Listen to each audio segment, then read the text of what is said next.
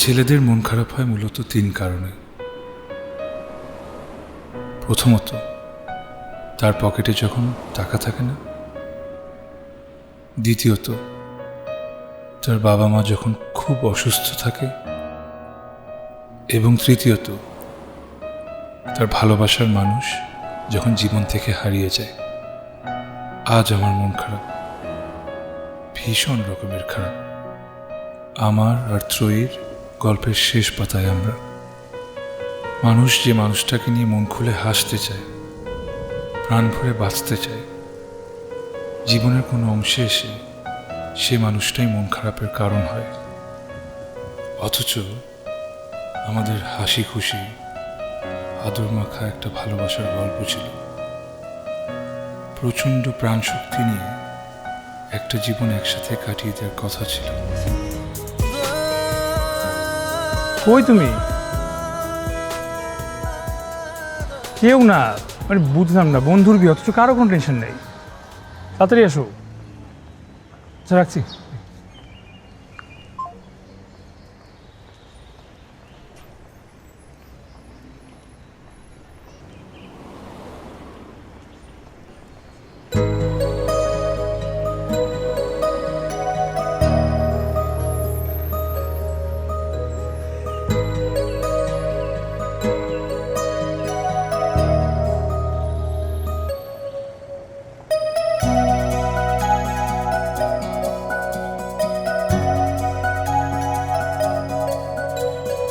বাহ, খুব সুন্দর করে সেজেছো তো। তো সাজবো না? এটা তো সাজারই অকেশন নাকি?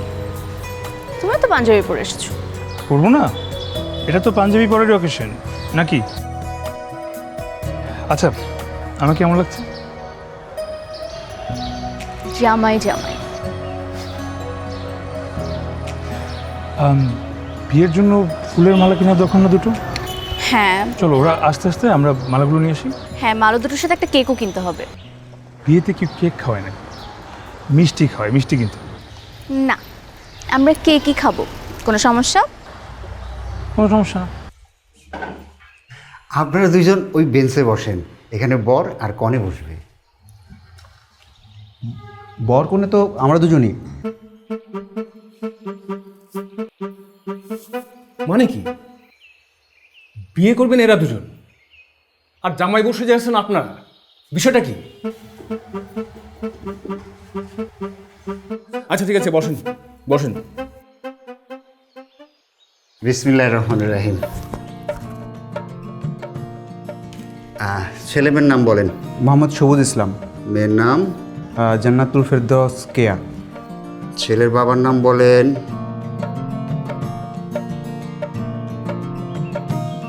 দেনমোহর কত হবে? 1 টাকাও না। কি? আমরা ভালোবেসে বিয়ে করছি, এখানে টাকাটা মুখ্য বিষয় না, বিশ্বাসটাই আসল। তাই আমি চাই আমাদের বিয়েতে 1 টাকাও কাবিন থাকবে না। দেখেন, বোঝার চেষ্টা করেন, দেনমোহরটা আপনার খুবই জরুরি। এটা আপনার সিকিউরিটি। বুঝতে পারছেন না কেন? ভবিষ্যতে যদি কোনো সমস্যা হয়, এই দেনমোহর আপনাকে সেভ করবে। আপনার বন্ধুকে একটু বোঝান।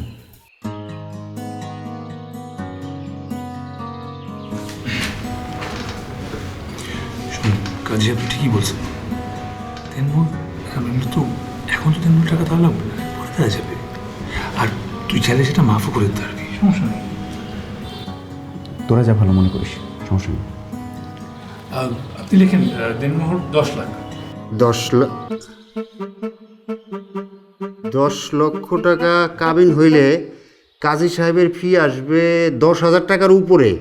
হ্যাঁ, এত টাকা আনছেন তো সাথে আপনারা?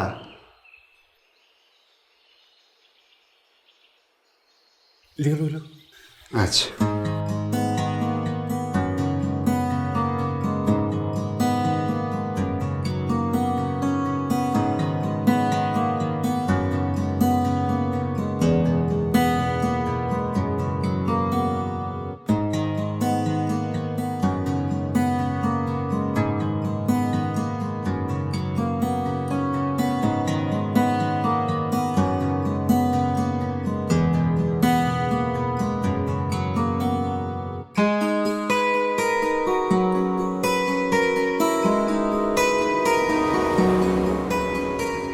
আচ্ছা তুমি তখন কাঁদলে কেন? তুমি বুঝবে না। তার চেয়ে শোনো, ওদের বিয়ে দেখে না আমার খুব বিয়ে করতে ইচ্ছা করছে। আসলে না এমনি বললাম। আমি জানি ত্রয়ী এমনি এমনি বলেনি, ওর ওই মুহূর্তে বিয়ে করতে ইচ্ছে করছিল। গত 4 বছরে ওকে এতটুকু তো চিনেছি। আচ্ছা, আমাদের বন্ধু সবুজ কেয়ার বিয়ে, ওরে তাদের দুপরিবার মেনে নিয়েছিল। ছোট্ট একটা অনুষ্ঠান করে ছেলে মেয়েকে গ্রহণ করে 2 পরিবার। ত্রয়ীর ধারণা আমরা আমাদের সর্বনাশটা সেদিনই দেখেছি। চলো না বিয়ে করে ফেলি। ওর মাথায় ঠিক এই জিনিসটাই আসছিল। মনের মিল উৎস।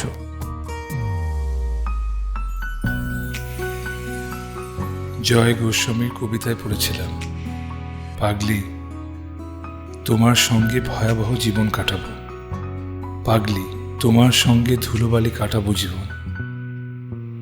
এর চোখে ধাঁধা করব, ওর জল করে দেব কাদা, পাগলি তোমার সঙ্গে ঢেউ খেলতে যাব 2 কদম। ত্রয়ীর সাথে জীবন কাটাবো ঠিক করে ফেলেছি।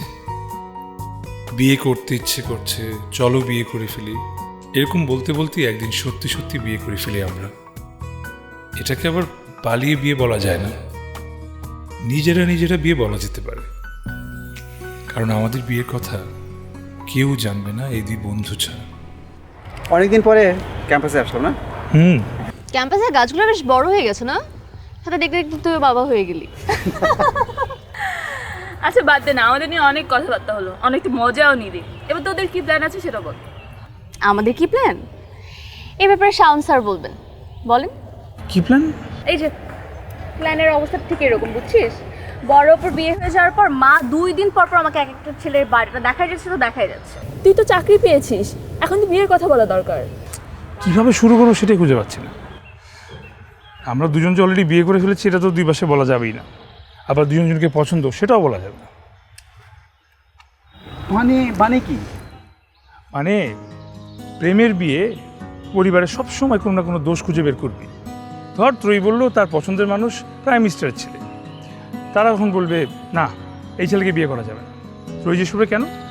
তারা বলবে কারণ সে প্রাইম মিনিস্টারের ছেলে। যদি বলে ছেলে বিসিএস ক্যাডার, তখন বলবে না ছেলে তো ঘুষ খাবে।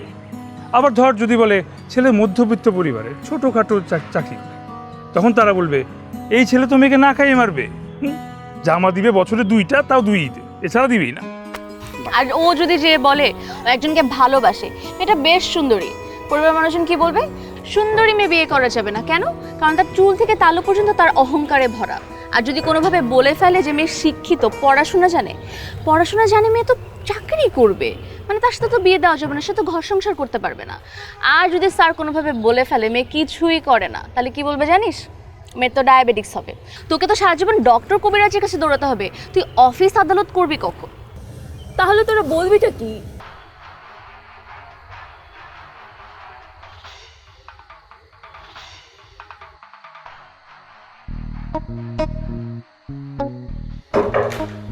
আয় কি করো আম্মু? টিভি দেখি, তুইও দেখ।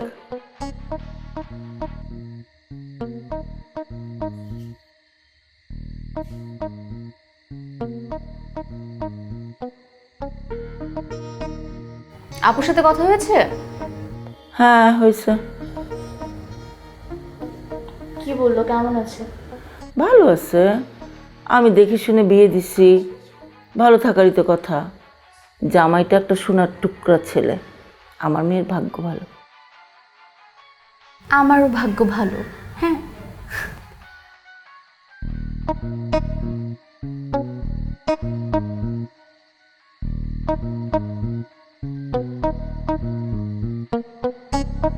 আচ্ছা আম্মু, তোমার শরীরটা এখন কেমন? অ্যালার্জির সমস্যাটা কি কমেছে?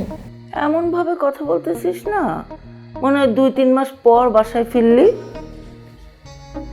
কি বলবি সরাসরি বলে চলে যা। আম্মু শোনো না, আজকে আমার একটা বান্ধবী আছে না, ওকে তো তুমি চেনো। কোনটা, যেটা পালাই গেছিল?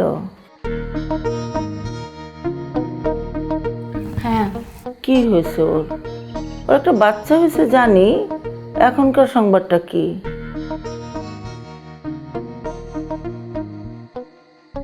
কিছু না, তুমি টিভি দেখ।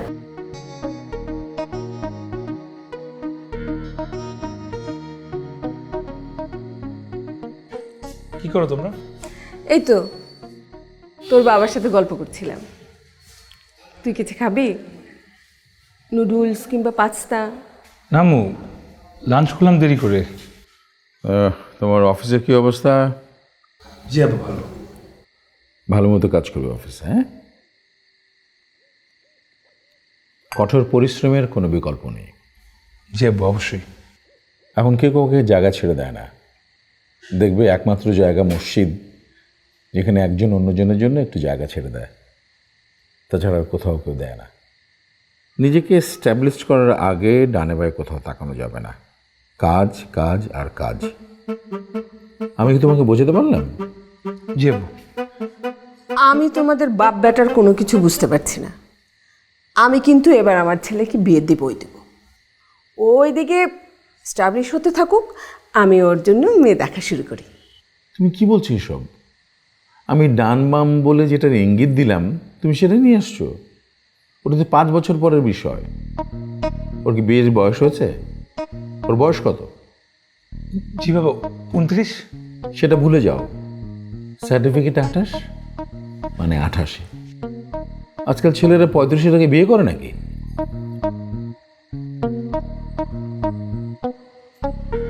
হ্যাঁ, তুমি কিছু বলতে এসেছিলে? না আব্বু, এমনি তোমরা গল্প শোনাও, আমি বেঁচে চাটা কিন্তু ভালো হচ্ছে। তুমি সবগুলো এটা করে দিও।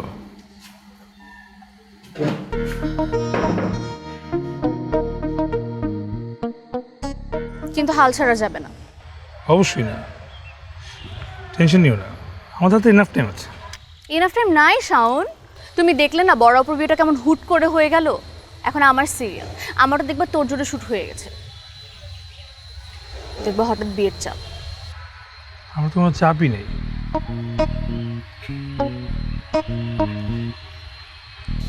আজকে রাতে আবার। ইয়েস। তুই কি করে জানলি ছেলে ভালো? কেয়া বলেছে। বিয়েটা করবে কে, কেয়া না তুই? আমি। তাহলে কে আর কথায় কি আসে যায়? নাকি তুই ছেলেটার সাথে কথাবার্তা বলছিস? না মো, কি বলো তুমি? আমি তোমার পারমিশন ছাড়া কি কারোর সাথে কথা বলি? মোবাইলে যে তুই কার কার সাথে কথা বলিস আমার পারমিশন নিস? আব্বু মেয়েটা খুব ভালো, সহজ সরল। আমার কাছে তার চেয়ে গুরুত্বপূর্ণ হচ্ছে আর বাবা মাকে ভালোবাসবে। আমার কাছে মনে হচ্ছে সে এরকম। এই সব কিছু তোমার মনে হলো জাস্ট তোমার কলিগদের সঙ্গে এক নজর দেখি? কি করে ছেলেটা? জব করে। কোথায়? প্রাইভেট কোম্পানিতে। প্রাইভেট কোম্পানিতে চাকরি করে? দূর, তোর রুমে 2টো বায়োডাটা রাখা আছে, একজন সহকারী কমিশনার, একজন মেজর। দেখ গিয়ে যা। আমার কলিগের মুখে শুনে আমার এমনটা মনে হয়েছে, কিন্তু এই মেয়ের সঙ্গে পূর্বে কোনোদিন কখনো আমার কথা কিংবা দেখা হয়নি। মানে তোমার এমন মেয়ে লাগবে যে আমাদের মানে তোমার বাবা মাকে ভালোবাসবে, কেয়ারিং হবে, তাই তো? জি আব্বু। তাহলে আমাদেরকে কোন মেয়ে বেশি ভালোবাসবে, শ্রদ্ধা করবে, সেটা আমাদের চেয়ে কেউ ভালো বুঝবে না। তাহলে মেয়েটাকে আমাদেরকেই খুঁজে বের করা উচিত। আর তাছাড়া তো তাড়াহুড়োর কিছু নেই, আমাদের হাতে তো 6-7 বছর সময় আছে। তুমি একদম চিন্তা করো না, মনোযোগ দিয়ে কাজ করো, ঠিক আছে? যাও, বসে থাকো না, যাও।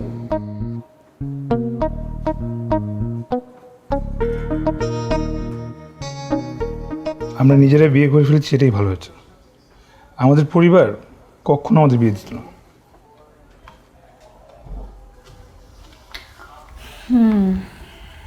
আচ্ছা তোমার আব্বু এটা কি পেয়েছে বলো তো? উনি কত বছর বয়সে বিয়ে করেছিল? আমি 29, আব্বু 54। তাহলে ম্যাক্সিমাম 26 বছর। একটু হলে বাল্যবিবাহের খাতায় নাম পড়ে যেত। নিজে বিয়ে করেছে 26 বছর বয়সে, আর ছেলেকে বিয়ে দেবে 35 বছর বয়সে। ওয়াও। আচ্ছা বাদ দাও, এখন যেহেতু ওরা বিষয়টা পজিটিভলি নিচ্ছে না, তাহলে আমরা একটু আপাতত যে বাদ দিই 1-2 সপ্তাহ পরে আবার ট্রাই করবো। কিন্তু হাল ছাড়া যাবে না। কি সমস্যা শাওন? Sorry sir. সরি? এই এক সরি দিয়ে কি অফিস চালানো যায়? আপনি হয়তো কাজটাই বুঝতে পারছেন না, নাকি বোঝার চেষ্টা করছেন না, আমি ঠিক জানি না বিষয়টা। ছোট্ট একটা সিম্পল হিসাব আপনাকে কতবার বুঝিয়ে দিয়েছি বলেন? ছোট্ট একটা প্রেজেন্টেশন, বসের সামনে গিয়ে আপনি সব কিছু কমপ্লিট করে ফেললেন। দেখুন, আপনার বড় চাচার রিকোয়েস্টে আমি জবটা আপনাকে ম্যানেজ করে দিয়েছি, এটা অফিসে সবাই জানে। এখন আপনাকে যদি আমার এভাবে সাপোর্ট দিয়ে যেতে হয়, তাহলে অফিসের সবাই কী ভাববে? ভাববে না এখানে আমার কোনো বেনিফিট আছে, ব্যক্তিগত বেনিফিট আছে? আমার মুখটা কোথায় থাকে? আর আপনি যে পারফরমেন্স শো করছেন, সরি টু সে, কোম্পানি কিন্তু আপনাকে বসিয়ে বসে স্যালারি দেবে না। আমি জানি কথাগুলো শুনতে আপনার খারাপ লাগছে, কিন্তু এটাই সত্যি শাওন।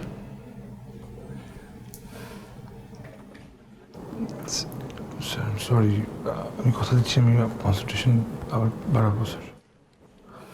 শিওর, বাড়াতেই হবে। Good luck.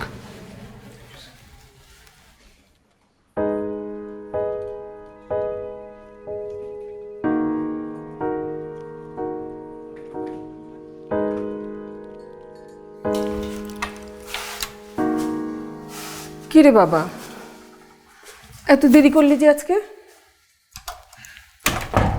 অফিসে কাজ ছিল না। কি আর কাজ ছিল?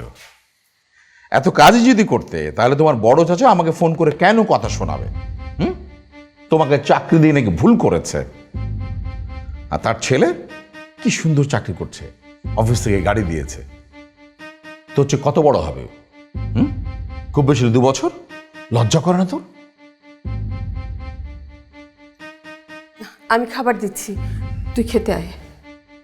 লাগবে না, পেট ভরে গেছে।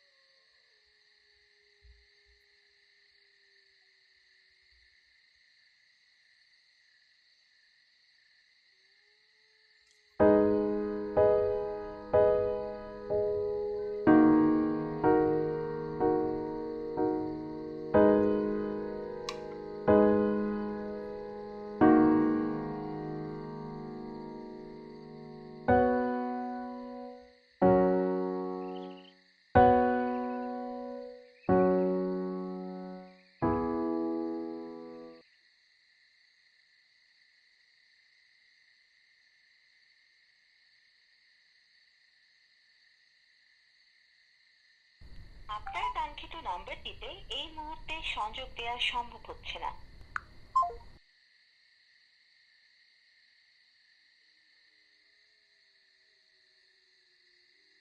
আপনার কাঙ্ক্ষিত নাম্বারটিতে এই মুহূর্তে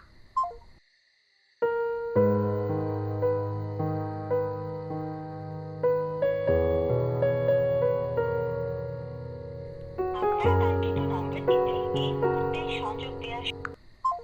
উচ্ছলতা ঘন কালো চুলের রাঙাপুরি হেয়ার লাইট হেয়ার অয়েল, চুল হোক ঘন কালো মসৃণ প্রতিদিন। আমি যেটা বলেছি সেটাই সত্যি। এমন কিছুই না। তাহলে তুমি তো চেঞ্জ হয়ে গেছো কেন? কি কারণে? আমাদের শেষবার কবে দেখা হচ্ছে তোমার মনে পড়ে? 7-8 দিন আগে। এই 7-8 দিনে তুমি আমাকে একটা বড় দেখা করার কথা বলেছো? বলো। আর আজ আমি না বললে আমাদের দেখাই হতো। আগে কি এরকম হয়েছে? দেখা করার জন্য অস্থির হয়ে থাকতে। আমি লাস্ট কবে তোমার সাথে 10 মিনিট ফোনে সুন্দরভাবে কথা বলেছি আমার মনে পড়ে না। এখন হয়তো তুমি ফোন ধরো না, আর হয়তো ফোন ধরে বলো তুমি খুবই টায়ার্ড, আজকে কথা বলতে পারবে না। সবচেয়ে বেশি কোনটা হয় জানো? যখনই আমাদের কথা শুরু হয় ঠিক তখনই তোমার অফিসের ফোন চলে আসে। আচ্ছা, এগুলো কি সমস্যা নাকি তুমি আমাকে গ্র্যান্টেড হিসেবে নিয়ে নিয়েছো? মানে ওকে তো পেয়ে গেছি, এমন কিছু? পেয়ে গেলে কি অবহেলা করতে হবে? ইন্টারেস্ট কমে যাবে? শাওন, নীল রঙের 2 পেজে করা সিগনেচার তখনই গুরুত্বপূর্ণ যখন তুমি সম্পর্কটাকে গুরুত্ব দিবে। যখন অবহেলা করবে তখন এই সিগনেচারে কিছু আসা যায় না, অর্থহীন হয়ে যায়। এমন কোনো কিছুই না। কদিন হলো আমি নতুন চাকরিতে জয়েন করেছি, নতুন কাজ, নতুন পরিবেশ, সব কিছু মিলে না ভীষণ চাপে আছি। আমি কোনো কিছু বুঝে উঠতে পারছি না। আমার জায়গায় না থাকলে না তুমি ঠিক বুঝবে না। এখন সবচেয়ে বেশি দরকার যেটা হচ্ছে কি তোমার সাপোর্ট। তুমি আমারটা ভেবেছো? আমার বাবা নেই, আর আমার মার প্রধান কাজ হচ্ছে আমাদের 2 বোনকে যত তাড়াতাড়ি সম্ভব বিয়ে দিয়ে দেওয়া। আমাদেরকে বিয়ে দিতে পারলে উনি শান্তি পান। তুমি কি জানো বড়পুর বিয়ে হওয়ার পরে বাসায় আমার সাথে কি কি হচ্ছে? তুমি জানবে কিভাবে? তুমি কি আমাকে তোমাকে জানানোর সুযোগটা দিয়েছো? বস, হ্যালো, আপনি কোথায়? জি আমি লাঞ্চ করতে এসেছিলাম। আরে জলদি আসেন, 3টার সময় মিটিং, ভুলে গেছেন? আবার ঝামেলায় ফেলবেন আমাকে। না স্যার, আমি আসছি স্যার।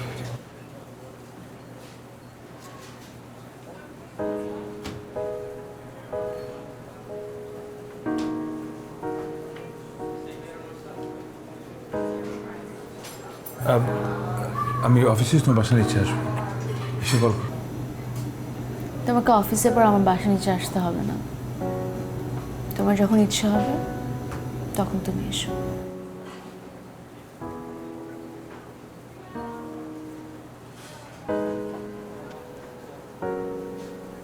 আমি তোমাকে কল করবো।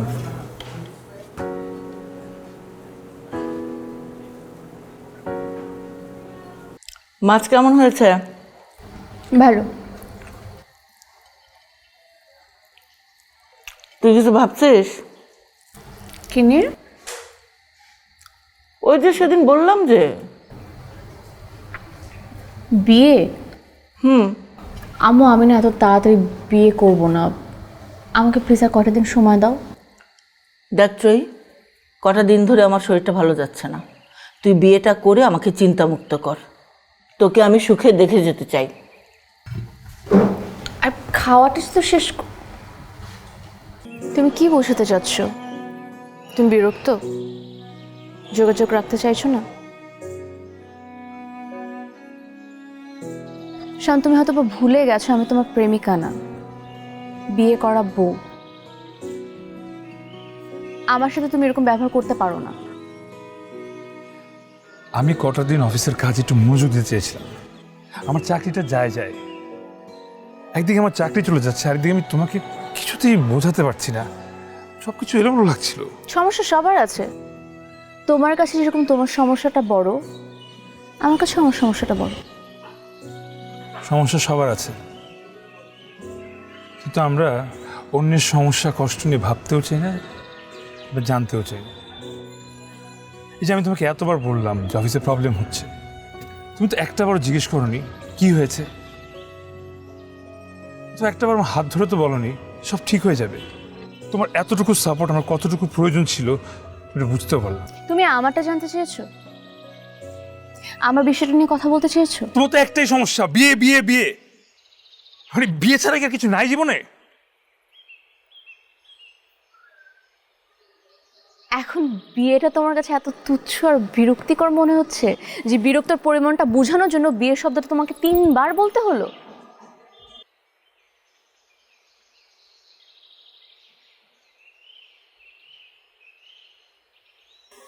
যেটা নিয়ে এত বিরক্ত সেটা শেষ করে দিলেই তো পারো।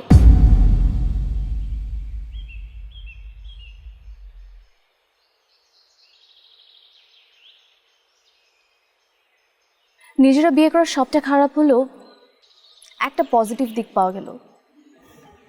6 মাস, 1 বছর, 2 বছর আমরা একসাথে কাটাতে পারলাম না। বছরের পর বছর কাটাতাম কিভাবে?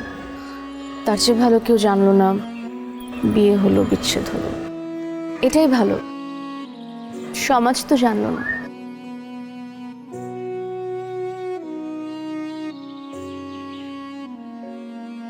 তুমি ডিভোর্স লেটার পাঠিয়ে দিও, আমি সাইন করে দিব। আমি পারবো না। ঠিক আছে, আমি পাঠিয়ে দিব।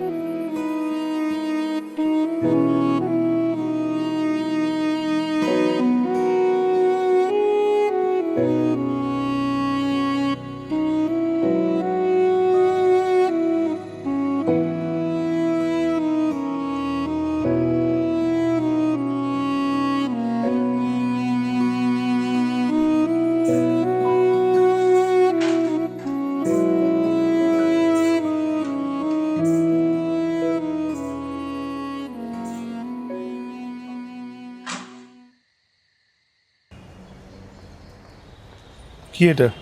Divorce letter.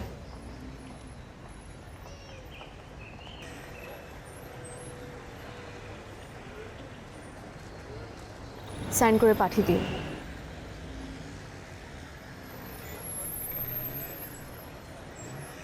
আসি।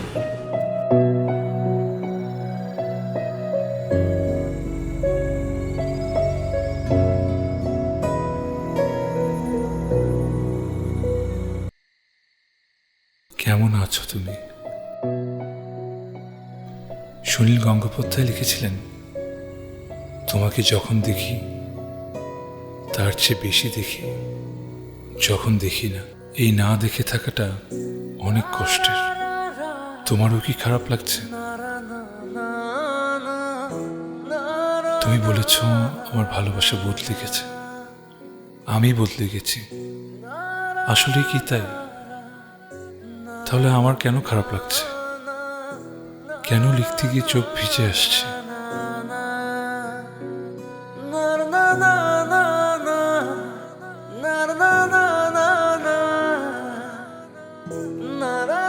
ভালোবাসা বদলায় না, নিয়ম সময়ের সাথে রূপ পরিবর্তন হয়।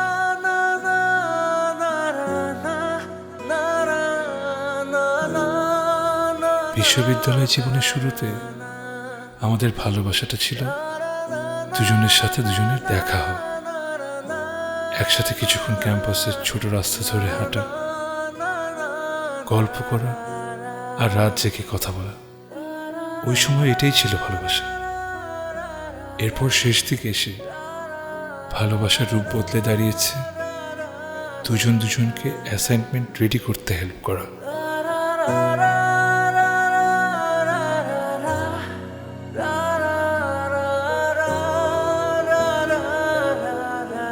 এখন আমার জন্য ভালোবাসা হয়ে দাঁড়িয়েছে আমার চাকরিটা টিকিয়ে রাখা।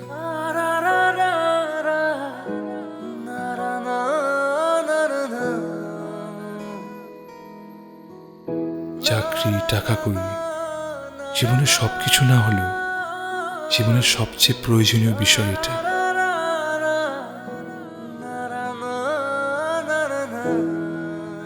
একটা সময় আমাদের বাচ্চা হবে, তখন ভালোবাসা হয়ে যাবে বাচ্চাটাকে বড় করা।